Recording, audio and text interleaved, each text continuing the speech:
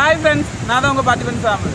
உங்கள் விருப்பம் எங்கள் சேவை, எங்கள் சேவை உங்கள் விருப்பம். இது உங்கள் வீட்டு சமையல், ட்ரெடிஷ்னல் அண்ட் ப்ரொஃபஷனல். நம்ம இன்னைக்கு பார்க்க போகிறது ஆத்து மீனோட ஃப்ரை தான். ஒரு வித்தியாசமான ஒரு டிஃப்ரெண்டான ஸ்டைலில் தான் நம்ம நினச்சி போகிறோம். ஃபிஷ் ஃப்ரை பார்க்க போகிறோம். வாங்க நம்ம வீடியோக்குள்ளே போகலாம். இதுவரை நம்ம சேனலை சப்ஸ்கிரைப் பண்ணாதவங்க மறக்காமல் சப்ஸ்கிரைப் பண்ணிவிடுங்க. பெல் ஐக்கானை கிளிக் பண்ணுங்கள். டெய்லி நம்மளுடைய வீடியோவை பாருங்கள். நம்ம இன்னைக்கு பண்ண போகிறது வந்து ஃபிஷ் ஃப்ரை வித் ரோஸ்ட்டு தான். பாருங்கள் எவ்வளோ கலர்ஃபுல்லாக இருக்குது. வீடியோ ஃபுல்லாக பாருங்கள், அதை எப்படி பண்ணலாங்கிறத தெரிஞ்சுக்கோங்க. பாருங்கள், ஒரு அழகான ஆறு. அந்த ஆற்றுலேருந்து நம்ம மீனை பிடிக்க போகிறோம். அந்த மீனை பிடிச்சி தான் நம்ம இன்றைக்கி நினைக்க போகிறோம், ஃப்ரை வித்து ரோஸ்ட்டு பண்ண போகிறோம். பாருங்கள், உண்மையிலே ஒரு ஆறு பக்கத்தில் நீங்கள் நிற்கிச்சோமோ உங்களுக்கு வந்து ஒரு வித்தியாசமான ஃபீலிங் இருக்கும், ஒரு ரிஃப்ரெஷ்மெண்ட் கிடைக்கும். 2 ஹவர்ஸாக வெயிட் பண்ணி இப்போ தான் ஏதோ ஒரு மீன் மாட்டிருக்கு. என்ன மீன் நமக்கும் தெரியல. பாவம், அந்த குட்டீஸ்லாம் பிடிக்கிறானுங்க. சரி பார்ப்போம், என்ன ஃபிஷ்ஷு பிடிச்சிருக்கானோ தெரியல. நம்ம பார்க்கலாம் என்ன ஃபிஷ்ஷாக இருக்கும் அப்படிங்கிறத. உண்மையிலே ஃபிஷ்ஷு பிடிக்கணும்னா நமக்கு வந்து நல்ல ஒரு பொறுமை வேணும். ஏன்னா பார்த்தீங்கன்னா 2 ஹவர்ஸ் 3 ஹவர்ஸ் நம்ம நினச்ச முடியாது. பொறுமை இருந்தால் மட்டும்தான் மீன் பிடிக்க முடியும். ஆனால் எனக்கு அந்த பொறுமை கிடையாது. ஆனால் குட்டீஸுக்கு வந்து ரொம்ப பொறுமை இருந்துச்சு. எனக்கு என்ன ரொம்ப கஷ்டமாக இருந்தது, கேமரா வந்து எப்போ தான் எவ்வளோ நேரம் தான் பிடிச்சிட்டு இருக்கணுங்கிற ஒரே ஒரு வருத்தம் தான் இருந்துச்சு. ஆனால் இவ்வளோ நேரம் வருத்தப்பட்டாலும் இவ்வளோ நேரம் கஷ்டப்பட்டாலும் அந்த கஷ்டத்துக்கு நம்ம நினச்சி எப்படியோ ஒரு ஃபிஷ்ஷு கிடச்சிருக்கு. அவங்க இப்போ ஃபிஷ்ஷை வந்து பிடிக்கிறானுங்க. என்ன ஃபிஷ்ஷுன்னு பார்ப்போம். பாருங்கள், குட்டீஸ் வந்து வெறும் அந்த ஈட்டி மாதிரி ஒரு இதை வச்சு நினச்சிட்டாங்க, பிடிச்சிட்டாங்க. என்னால் அது உண்மையிலே முடியாது. அது மட்டும் இல்லை, அவங்க ரொம்ப தைரியம், ரொம்ப பொறுமை இருந்துச்சு. நமக்கு அந்த பொறுமையும் வேணும், தைரியமும் வேணும்னு நான் இப்போ தான் நினைக்கிறேன். பாருங்கள், நம்ம குட்டீஸ் வந்து கேட் ஃபிஷ் பிடிச்சிருக்காங்க. ரொம்பவும் பெரிய மீன். நம்ம என்ன செய்யலாம், ஃப்ரை வித்து ரோஸ்ட் பண்ண ஆரம்பிச்சிடலாம். ஃபிஷ்ஷை பிடிச்சாச்சு. சரி, நான் போய் குளிச்சுட்டு வரோன்னு சொன்னாங்க. போய் குளிச்சுட்டு இருக்காங்க. சரி, அவங்க குளிச்சுட்டு வர்றது வரைக்கும் நான் வெயிட் பண்ணி தான் ஆகணும். சரியா? ஏன்னா அவங்க வந்தால் தான் எனக்கு வந்து ஃபிஷ்ஷை வந்து கட் பண்ண முடியும். ஏன்னா அது வந்து ஃபிஷ் வந்து உயிர் இருக்குது. உயிர் போனால் மட்டும் தான் என்னால் அதை கட் பண்ண முடியும். அதனால் நான் நினச்சிக்கிறேன், கொஞ்சம் நேரம் வெயிட் பண்ணி பார்க்குறேன் அவங்க எப்போ வராங்கன்ட்டு. அப்படியே ஹாயாக ஆற்று பக்கத்துலேயே உட்காந்துருந்து மீனை கட் பண்ணுற சுகம் உண்மையிலே ஒரு வித்தியாசமான ஒரு ஃபீலிங் தான். சரியா? ஏன்னா ஆற்றுல பிடிச்ச மீன் அந்த ஆற்று ஓரத்தில் உட்காந்துருந்துட்டு அதை க்ளீன் பண்ணி அதை எடுத்துச்சோமோ நமக்கு கொஞ்சம் ரொம்ப வித்தியாசமான ஃபீல் இருக்கும். அது மட்டும் இல்லை, அந்த ஓரத்தில் கட் பண்ணச்சோமோ அங்கே அடிக்கூடிய காற்று, அங்கே அடிக்கக்கூடிய அந்த தண்ணியோட ஓட்டம் எல்லாமே வந்து நமக்கு ஒரு வித்தியாசமான ஃபீலை கொடுக்கும். சரியா? நீங்களும் இப்போ மாதிரி ஒரு ஆறு போகணும்னு நினச்சிங்கன்னா கண்டிப்பாக போங்க, மீனை பிடிங்க. இப்படி கட் பண்ணி பார்த்தீங்கன்னா அவங்க ரொம்ப வித்தியாசமான உங்களுக்கே ஃபீல் இருக்கும். ஃப்ரெண்ட்ஸ், நமக்கு ஃபிஷ்ஷை நல்லா க்ளீன் பண்ணி எடுத்தாச்சு.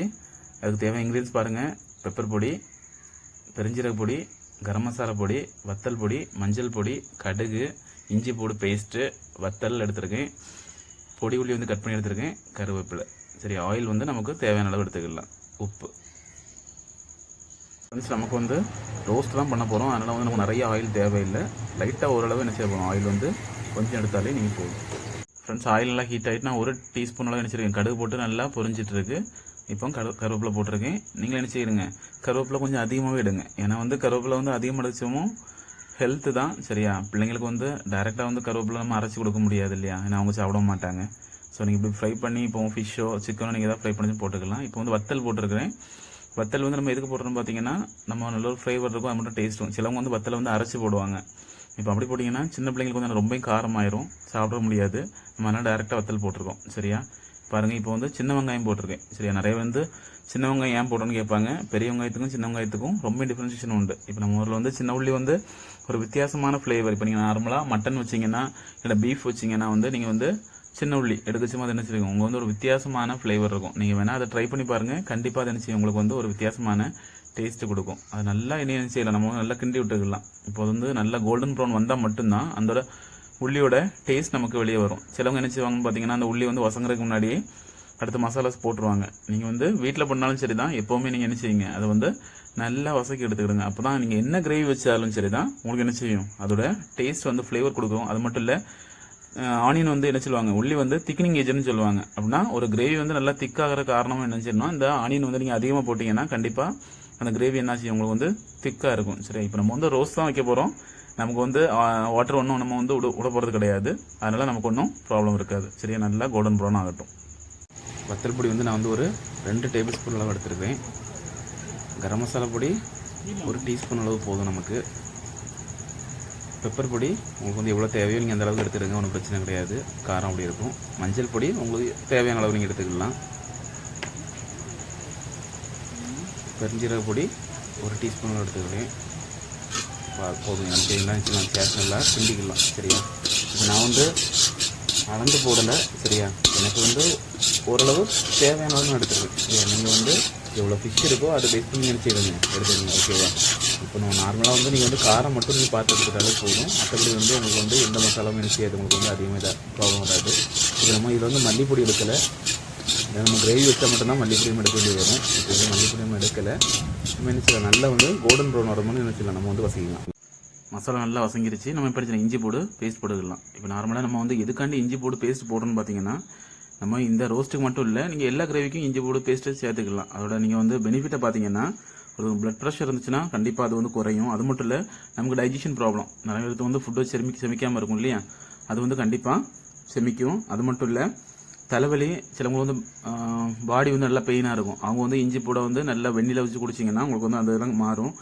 சளி, ஆஸ்துமா அந்த பிரச்சனை உள்ளவங்க வந்து இஞ்சி போட்டு பேஸ்ட் வந்து நீங்கள் எடுத்துக்கிட்டீங்கன்னா கண்டிப்பாக அது வந்து மாற வாய்ப்பு இருக்குது. அல்சர் வந்து வராது. மேக்ஸிமம் நீங்கள் இஞ்சி போட்டு பேஸ்ட் வந்து நீங்கள் வந்து ஃபுட்டில் எடுத்துட்டிங்கன்னா அல்சர் வர வாய்ப்பு இல்லை. நம்மளோட ஸ்கின் வந்து நல்லா பளபளப்பாகும். அது மட்டும் இல்லை, நமக்கு பாடியில் இருக்கக்கூடிய வேஸ்ட் எல்லாமே என்ன செய்யும், இந்த இஞ்சி போடு வந்து என்ன செய்யும், நமக்கு வந்து வெளியேற்றுறதுக்கு வாய்ப்பு இருக்குது. அதனால் இஞ்சி போடு வந்து நீங்கள் வந்து மேக்ஸிமம் நான்வெஜ்ஜில் வந்து எடுக்கிறதுக்கு வந்து பழகிடுங்க.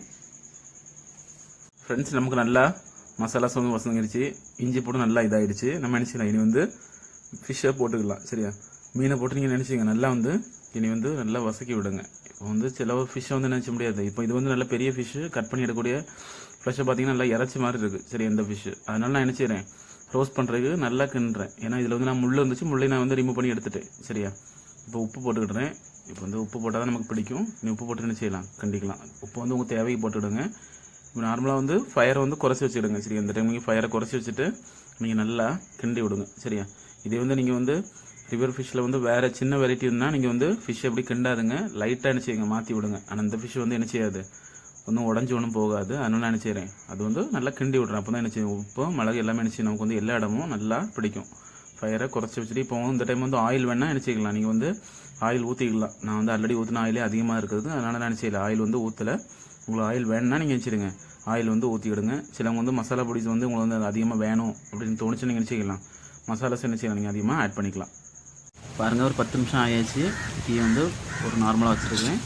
நல்லா இது மீன் வந்து நல்லா ரோஸ்ட் ஆகிடுச்சு. பாருங்கள், நல்லா கிண்டச்சமே தெரியுது. ஆனால் அது ஒன்றும் உடையலை. இது சில ஃபிஷ் வந்து நீங்கள் லைட்டாக கிண்டச்சமே செய்யும் வந்து உங்களுக்கு வந்து உடஞ்ச மாதிரி தெரியும். அப்படி இருந்துச்சு நீங்கள் ரொம்ப கிண்டாதுங்க. இந்த ஃபிஷ் என்ன செய்யலை, உடையில நான் நினச்சி நல்லா கிண்டி விட்றேன். இந்த டைமும் ஆயில் வந்து தேவைப்படுறவங்க ஆயில் வந்து ஊற்றிடுங்க. அப்போ தான் உங்களுக்கு வந்து ரோஸ்ட் வந்து ரொம்ப டேஸ்ட்டாக இருக்கும். பாருங்கள், நல்லா கிண்டவுடனே அதோட மசாலாஸ் எல்லாம் நல்லா பிடிச்சிருச்சு, நல்லா நமக்கு மனம் வரும். சரியா, ஏன்னா அதோட இந்த வாட்டர் கண்டென்ட்லாம் குறைச்சோம்னே நமக்கு நல்ல ஒரு ஸ்மெல் வர ஆரம்பிச்சிடும். நம்ம அப்படியே கூட்டி லைட்டாக என்ன செய்யலாம், தீயை வந்து குறைச்சிக்கணும். சரியா, பாருங்கள் நமக்கு நல்லா ரெடி ஆகிடுச்சு. நல்லா அதோட வாட்டர் கண்டென்ட் எல்லாம் போயிடுச்சு, ஆயில் எல்லாம் போயிடுச்சு. நம்ம என்ன செய்யலாம், இது வந்து சாப்பிட ஆரம்பிச்சிக்கலாம். சாப்பிட்டு எப்படின்னு சொல்லுவோம். சரியா,